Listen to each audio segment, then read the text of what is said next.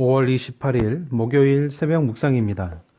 하나님의 말씀은 신명기 25장 1절로 10절의 말씀입니다.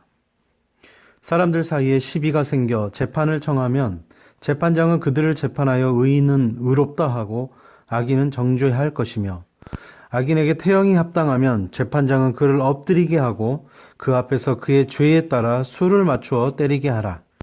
40가지는 때리려니와 그것을 넘기지는 못할지니 만일 그것을 넘겨 매를 지나치게 때리면 내가 내 형제를 경히 여기는 것이 될까 하노라. 곡식 떠는 소에게 망을 씌우지 말지니라. 형제들이 함께 사는데 그중 하나가 죽고 아들이 없거든 그 죽은 자의 아내는 나가서 타인에게 시집가지 말 것이요, 그의 남편의 형제가 그에게로 들어가서 그를 맞이하여 아내로 삼아 그의 남편의 형제된 의무를 그에게 다 행할 것이요, 그 여인이 낳은 첫 아들이 그 죽은 형제의 이름을 잊게 하여 그 이름이 이스라엘 중에서 끊어지지 않게 할 것이니라.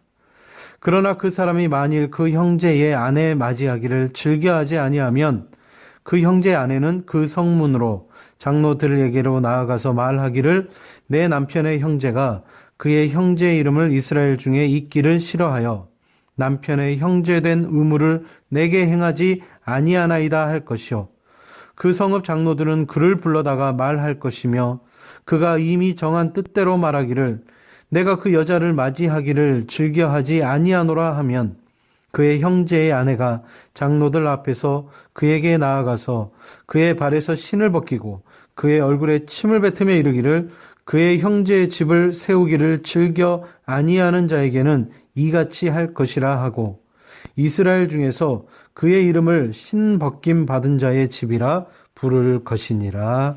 아멘. 하나님께서는 우리가 성경에 보게 되면 죄인을 보호하시고 또 많은 사람들을 보호하시며 과부를 특별히 돌보시는 걸 보게 됩니다. 그리고 그들을 위해 특별한 율법을 주셨습니다. 어쩌면 성경에 하나님은 중립적이지 않다고 말할 수도 있습니다. 약한 자들을 특별히 주목하고 계십니다. 약한 자들을 위해 일하시는 그 하나님의 모습을 우리가 살펴보면서 어떻게 하나님의 뜻과 더 가까워질 수 있을지 한번 우리 오늘 본문을 통해 생각해 보겠습니다. 오늘 1절의 말씀입니다. 하나님은 재판장에게 너무나 당연한 것을 명령하고 계십니다. 시비가 생겨서 재판할 때 의인은 의롭다고 판단하고 악인은 정죄하라는 것입니다. 중요한 것은 재판장의 역할입니다. 그는 명확하게 의인과 악인을 구분하고 그에 합당한 처벌을 내려야 합니다. 하지만 실제로는 공정하고 적절한 판결과 집행이 어렵다는 것을 우리는 너무나 잘 알고 있습니다.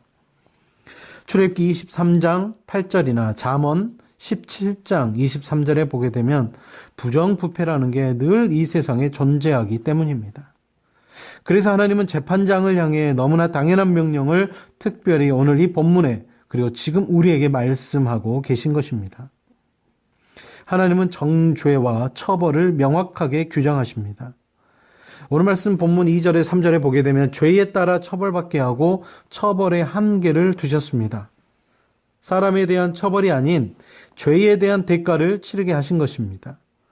우리의 악한 본성이란 것은 당한 것 이상으로 복수하고 싶어하는 게 우리의 본성이기도 합니다.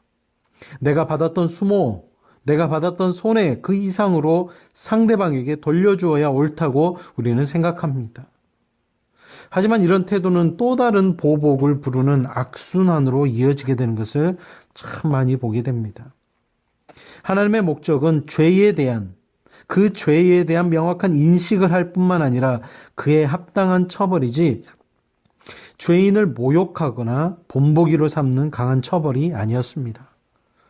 폭력과 권력은 남용되기가 참 쉽습니다. 하나님은 그것이 정당한 범위 안에서만 사용되어지도록 재판장의 감독 하에 태형이 집행되도록 하셨습니다. 하나님은 또한 죄에 대해서는 정죄하시지만 죄 때문에 처벌받는 자 역시 오늘 3절 말씀에 하나님 백성의 존귀함을 잃지 않기를 원하셨습니다. 그래서 처벌하는 자가 상대방의 인격을 모독하고 함부로 대하지 못하도록 오늘 말씀에 규정하신 것입니다. 오늘 말씀 4절 소가 곡식을 떨 때 아마도 쉬지 않고 방아를 돌려야 했을 것입니다. 하나님은 사람뿐만이 아니라 이 땅과 이 생물들도 아끼셨습니다.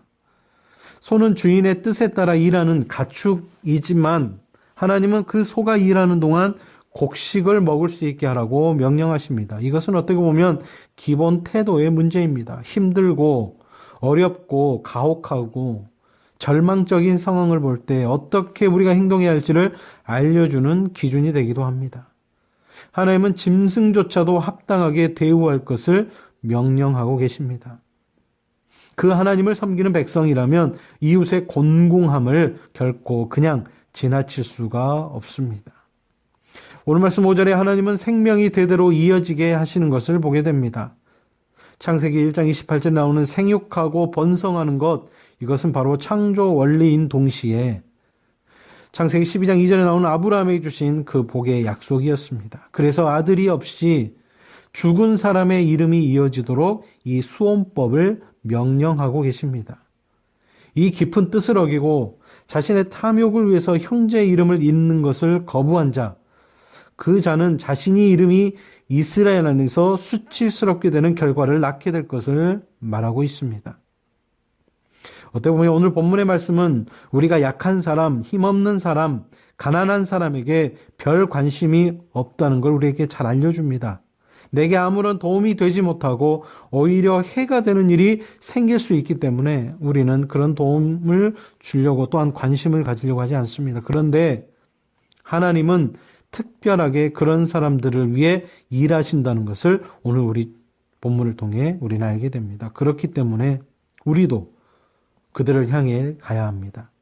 힘들고 어렵고 불쌍한 그 사람들의 필요를 채워주는데 하나님을 믿고 있는, 보호하시는 그 하나님을 믿고 있는 우리는 분명히 관심을 가져야 합니다.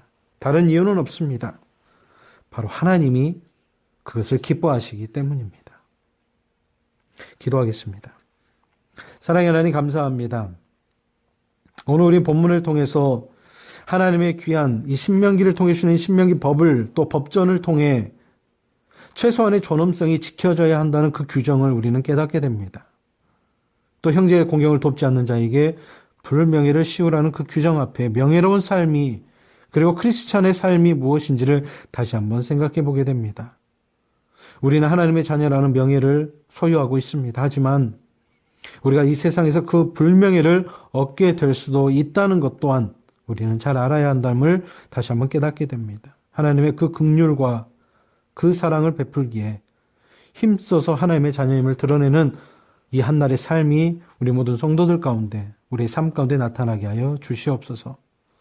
사랑의 하나님, 이 나라의 민족을 불쌍히 여겨주시고 참으로 이 어려운 상황 가운데서 어떻게 우리가 나아가야 될지를 다시 한번 깨달을 수 있는 믿음과 하나님을 향해 기도할 수 있는 기도자들이 또 하나님을 예배하는 예배자들이 되어질 수 있도록 하나님 이 한날의 삶을 붙잡아 주시옵소서. 함께 하실 그 하나님을 기대하며 예수님의 이름으로 간절히 기도드리오며 이제는 주님이 가르쳐 주신 기도를 드리오니 하늘에 계신 우리 아버지, 아버지의 이름을 거룩하게 하시며 아버지의 나라가 오게 하시며 아버지의 뜻이 하늘에서와 같이 땅에서도 이루어지게 하소서.